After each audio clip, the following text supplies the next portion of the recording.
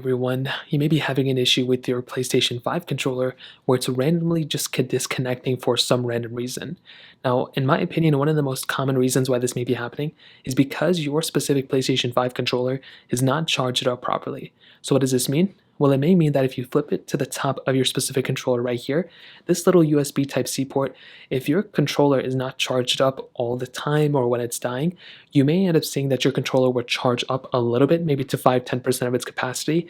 Then as you're playing it, it'll just randomly disconnect because it's dead, and you'll have to keep charging it. So what I'd recommend doing is getting a good USB Type-C charger, making sure you charge it at least for like an hour or two, making sure it's charged up all the way. And then what I'd recommend doing is going through, using your controller, connecting it, and it should be good to go at that point. Now, for some reason you do that and it's still not working, another thing I would recommend doing is making sure that the PlayStation 5 itself isn't having any connectivity issues. Sometimes if your controller, it may not even be an issue with your controller. You may have to go with your PlayStation 5 and make sure there's nothing interfering with the signal between your PlayStation 5 and the controller. If you're using a headset or anything like this plugged into the bottom, you want to make sure that's not, interfering with the controller itself too. You may end up having to update your PlayStation 5 as well. So you want to make your way over to your system settings of your PlayStation 5. You want to update the system, and sometimes that may end up fixing the problem as well.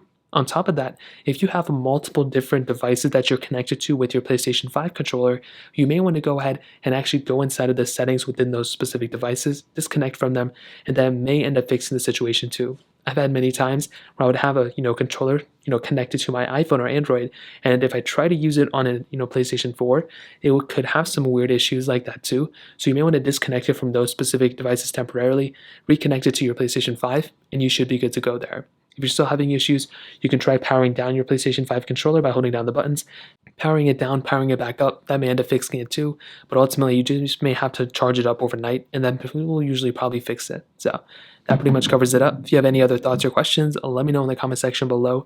Hit the like button, that means so much, but definitely hit that subscribe button. More importantly than everything else, I love every single one of you guys. Hopefully I'll catch you guys in the next video. Peace out.